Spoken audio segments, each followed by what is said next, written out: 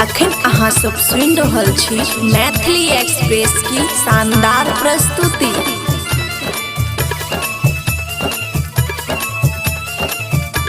खुशी recording studio बलुआहा।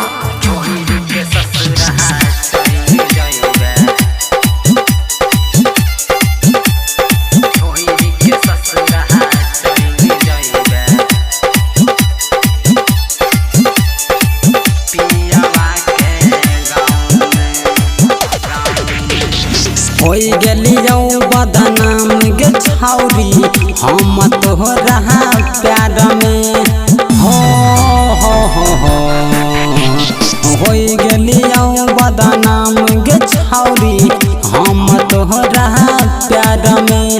छोड़ी के ससुर चली जाइबे पियावा के गाँव में, छोड़ी के ससुर चली जाइबे पियावा के गाँव में। होई गेलियौ बदनाम गे छौरी, हम तोहरा प्यार में। छोड़ी के ससुर चली जाइबे पियावा के गाँव में, छोड़ी के ससुर चली जाइबे पियावा के गाँव में।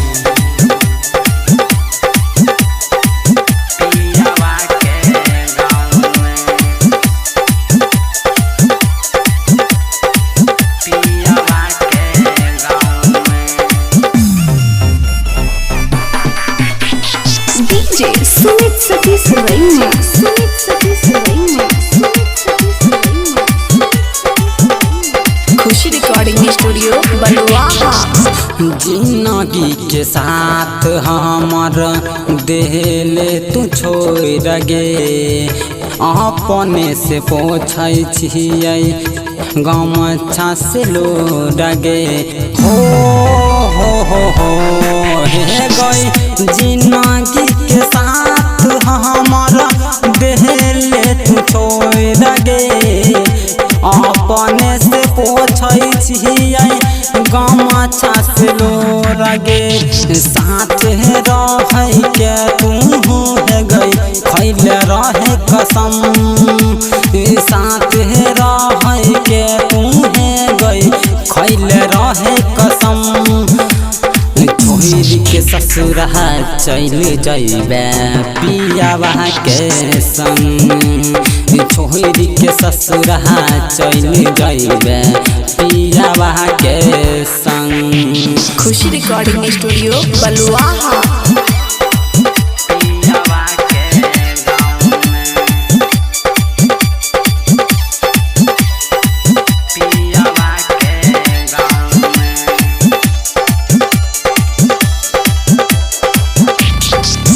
दिलावा पतीर हमारा दिलही तुम्हार गे, प्रेम के बेमारी तू धरलही तू जान गे।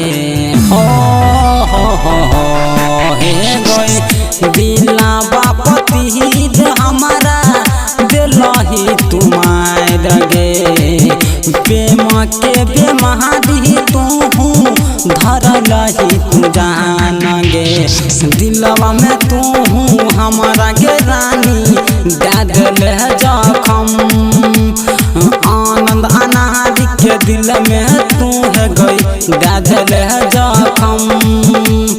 छोड़ी के ससुर चली जाइबे पियावा के संग, छोड़ी के ससुर चली जाइबे पियावा के संग। खुशी रिकॉर्डिंग स्टूडियो बलुआ।